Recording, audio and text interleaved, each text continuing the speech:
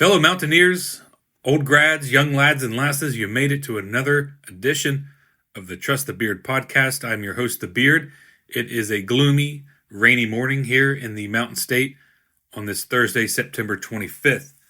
Just a couple days away from the Mountaineers hosting the Utah Utes Saturday at 3:30 in Morgantown. Should be a fun atmosphere, Hall of Fame game, wearing the 1965 throwbacks. So that should be a lot of fun, recognizing some Mountaineer greats who are very much deserving. And that might be about where the fun stops. This podcast is probably going to match the weather today. So just kind of foreshadowing what to expect. But we'll go ahead and dive right into the numbers. No sense in delaying the inevitable. But take a look here. We do have Utah versus WVU. Utah on the left, WVU on the right. We're looking at their offenses. As you can see, Utah, pretty effective. A lot of stuff in the red, some orange and yellow. As you know, the color coding off there to the right kind of shows you how they rank in each one of these categories. You look at West Virginia, a lot of blue and purple. We are not good offensively, if you haven't noticed. And it's going to make for a long day. And so we'll go ahead and break down some of the numbers here. You look at average scoring margin. West Virginia is at a negative 0.3. So we're getting outpaced per game by 10.3 points, 96 in the country. Utah is outscoring their opponents 11.3. And again, before I get started, this is only against FBS opponents, right? FCS is not factored into this.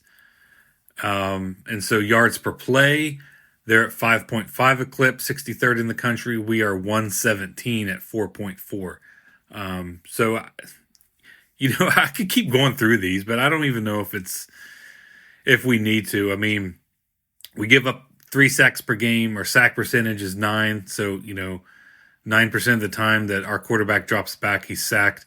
It's 113th. Our third down conversions per game, we're only getting 3.3.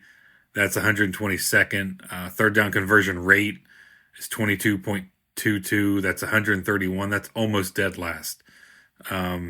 We just don't move the ball. Plain and simple.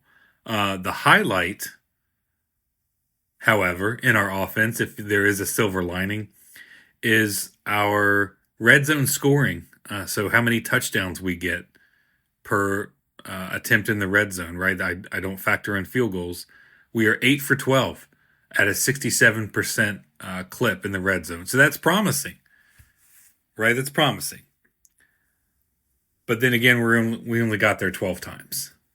And this is counting 3 games now. So we get there about 4 times per game. And on the flip side, you look at Utah, they get there 18 times in the 3 games that are recorded here. They're at 89%, 16 of 18. That's pretty phenomenal, actually.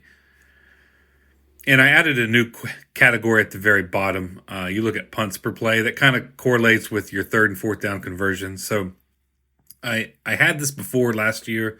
I took it out and kind of went back to it because the way I explained punts before is they are almost like a turnover, right? You are actively giving the other team, your opponent, the ball back. So it's not the greatest thing in the world. It's not the worst thing either. But I feel like it plays an important part in the game. And so you look at West Virginia punts per play, 0.1. So that's 124. So about 10% of the time in our possession, we are punting the ball. You look at Utah, they're 27th in the country at 0.04. So they're only punting about 4% of the time.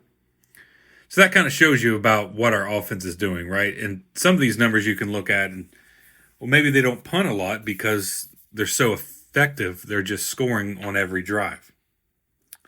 Well, that would show up in other categories, wouldn't it? That would show up in average scoring margin, your yards per play, your conversion rate, and sadly, ours are all blue and purple. So that means we're not efficient as an offense. We are punting a lot because basically our offense sucks and we can't generate any yards or any points.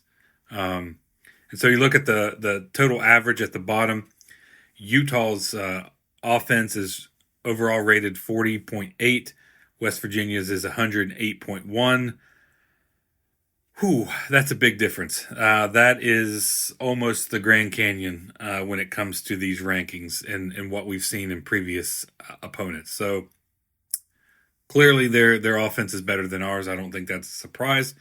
But now we're going to jump over into the defense and look to see what West Virginia needs to do to hopefully slow down Utah.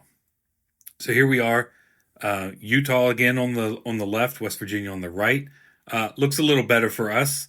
We have a couple reds, our sacks per game and sack percentage, right? We're getting a lot of pressure. Our opponent rushing yards, right? It's in the orange, 48th in the country. That's pretty good. Conversion rates, things like that. Now the conversions per game isn't great, but our rate is really high. So you look at third down, fourth down. We're allowing 42% on third down. It's 42nd in the country, and only 1% on fourth down. That's 56th in the country. And then again, I added the punts per play to the defense. So this is how many times we are forcing the opponent to punt. And we're about 7%, which is good. It's 38th in the country. But Utah is at, 0.09. That isn't a percentage. I apologize. I got that wrong. So 0.09 is what Utah is forcing. And they are 23rd in the country. And so you look at the red zone scoring. So we're at 33%, right? That's really good. That's actually really good. We only allow 4 touchdowns per 12 attempts. And that is better than Utah's at 60%. But look at the actual number. 3 for 5. They've only allowed their opponent into the red zone 5 times all season. And this is including all their games, all 4. This isn't just the FBS metric because I get that stat from a different site. So in 4 games, they've allowed the opponent into the red zone only 5 times. It's pretty phenomenal, actually. And so you look at the overall rating. Utah's defense is rated 60.3. Ours is 53.9. So they're pretty even. I wouldn't go as far as saying that they cancel each other out. But our strength on this team right now is our defense. That's kind of the only thing we have going for us. And Utah matches up pretty evenly with us as well. So, take those numbers for what it's worth. It looks like that Utah may have to dominate us. Or not may, they probably will. And so we're going to break down something new here. We're going to look at some key matchups. So I'm going to take Utah's offense and WVU's defense. And I would do the other one too, Utah's defense, WVU's offense, but there's no reason. We're so bad that they really don't have to do anything, the Utah defense. We will pretty much just not be able to generate anything on our own. They just kind of have to stand there and probably watch us implode a little bit. I know I'm being extremely critical, but if you're not going to get the push against Kansas, I know that was quite the environment to walk into. But if you're not going to get push against Kansas, you're not going to get push against Utah, offensively anyway. But I digress. We're going to look at the Utah offense and the WVU defense. So three things I highlighted here to look out for. I think this will be part of the story, or the main part of the story, if West Virginia has any chance of, I'm not even going to say win. I'm just going to say stay competitive. So as you see, Utah's offense, they only allow 0.7 sacks per game. That's 14th in the country. And their sack percentage is less than 2%. So 1.89% of the time they allow a sack. And then their third down conversions per game, they're 9, which means they're converting a lot of third downs, right? They're keeping the defense on the field. And so you, on the flip side, you look at our defense. So we get sacks at a high percentage, right? We're 15th in the country at 3 sacks per game. We're 8.65% in our sack percentage. That's good for 21st in the country. And so are we going to be able to get that pressure, right? Something's got to give here. We sack a lot. They don't give up a lot. If we're going to stay in this game, we have to pressure that quarterback. There's no ifs, ands, or buts about it. And then you look at the third down conversions per game. We give up 15, which is more than they convert. They convert 9 a game, which is second. We give up 15, which is 107th. That's going to have to change if we have any chance in this game. We cannot allow them to convert those third downs like that. If they keep our defense on the field consistently, they're going to wear them out. And then on top of that, our offense doesn't generate enough, right? We go 3 and out probably quicker than anybody in the country. And that puts the defense right back on there. And then they're out there for extended drives again. And so I think it's a poor recipe for our defense if we're stuck out there and can't get any stops and we can't get any pressures. And so I think that's going to be, as I said before, that's going to be a key to our success if we even have a chance at winning this game. And so we'll go ahead and look at one more here. It's the final tally. I'll give my final thoughts after this and my final score prediction. So here we are. It is the final rankings of everything. So we have offense, defense. Of course, I had turnover margin and strength of schedule. Our turnover margin really took a plummet there. We were top half of the country for sure earlier in the season, and it's just kind of tumbled to now we're 76th overall. So as you can see, Utah 40th on offense, 60th on defense, 59th on turnover margin, and their strength of schedule is 31. So that comes out to a 47.77 average. Now, West Virginia, as we went through the offense, is 108, defense 53, turnover margin 76, strength of schedule 46. So that gives our overall rating a 71.025, or 05 rather.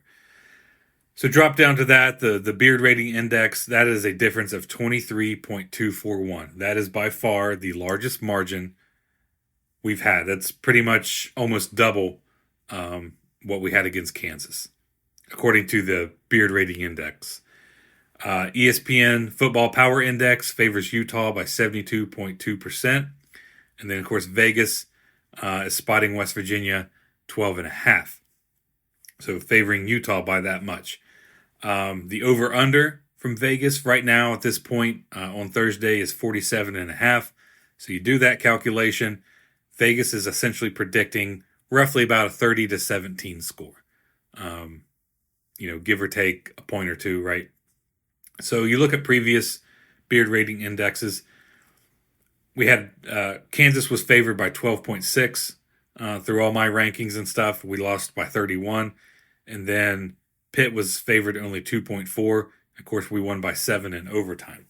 So as you can see, there is some correlation, right? With Pitt being so close, it was a close game, right? It was nip and tuck. They took a 10-point lead, and we were able to overcome. Then you look at Kansas, they were 12.6, and they blew us out. Now, a lot of this, it doesn't factor in the situation you're walking into, right? It doesn't factor, the home crowd, away crowd, on the road, things like that. It's just basic numbers. But Kansas was the highest margin of victory in the Beard Rating Index to that point, and they blew us out. Now we got Utah, which is almost doubled at 23.241. So does that mean that we're going to lose 82-20? Probably not, but it doesn't look good. And so for the my final thoughts and final score prediction, It's going to be a rough time. You know, we've had a lot of fun this episode. But you know what's not fun? Not subscribing to the Trust the Beard podcast. Don't pull a Darren DeVries and leave me hanging. Do the right thing. Hit that subscribe button. Like this episode. And share it with every couch-burning buddy in Mountaineer Nation.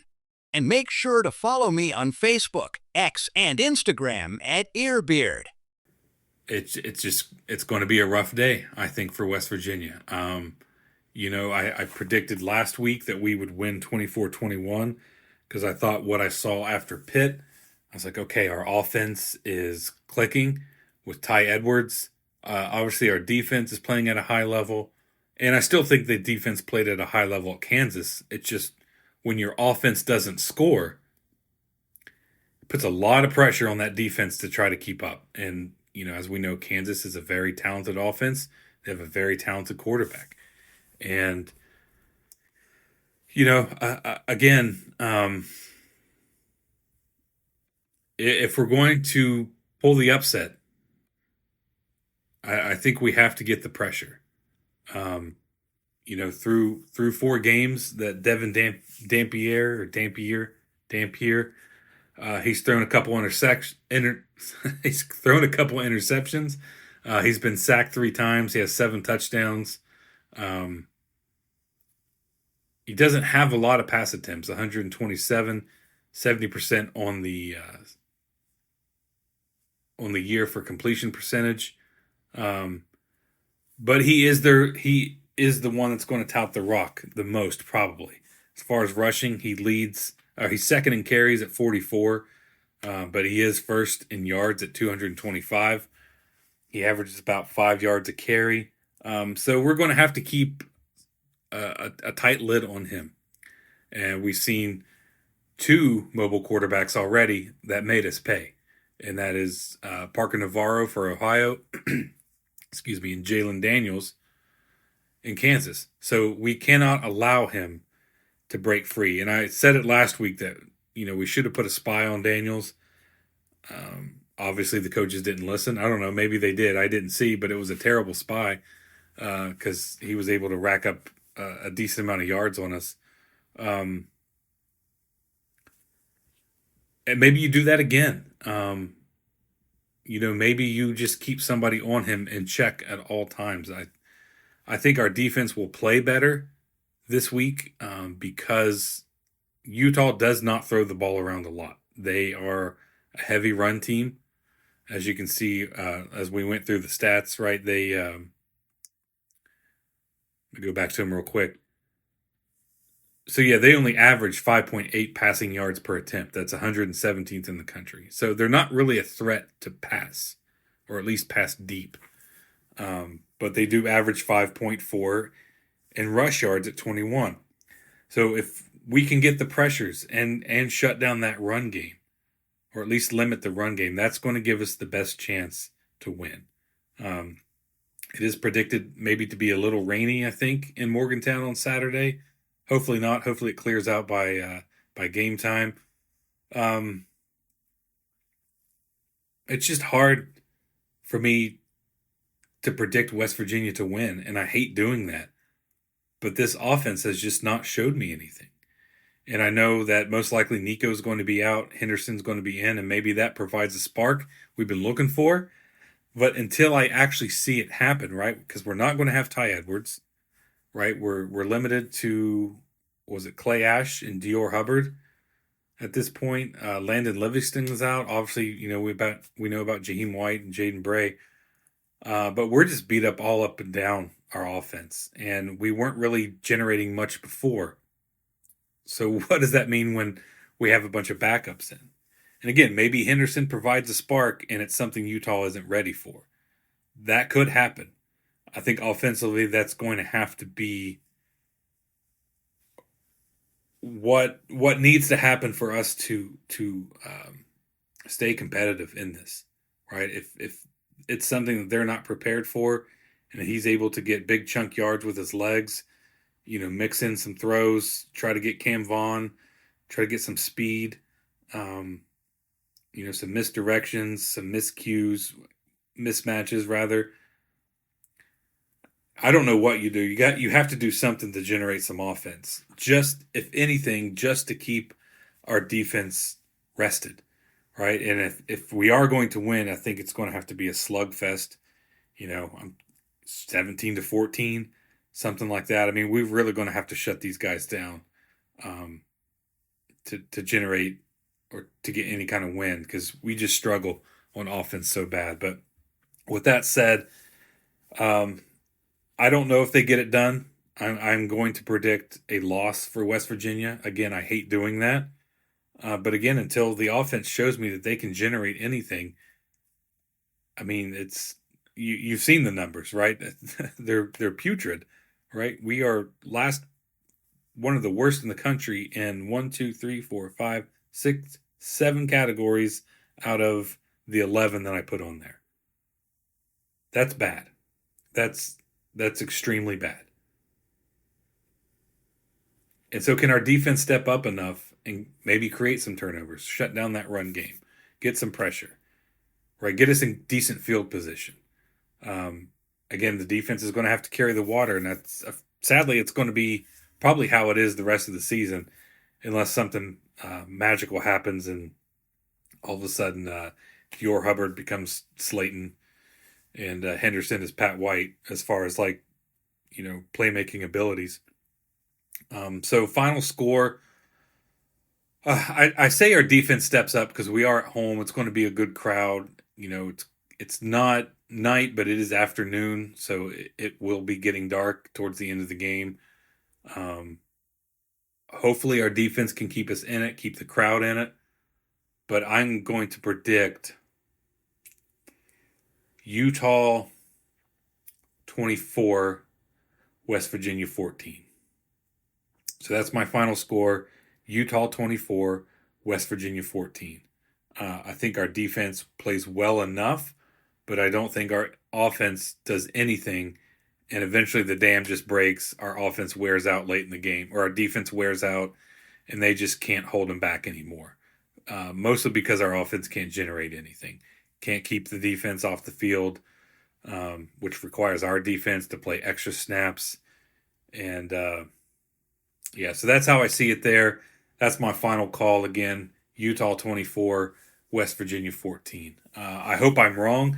I will gladly eat crow any day of the week when I predict these things.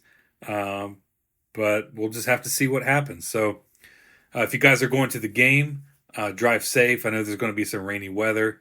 As always, enjoy your Morgantown waters responsibly, but also add in some real water with that.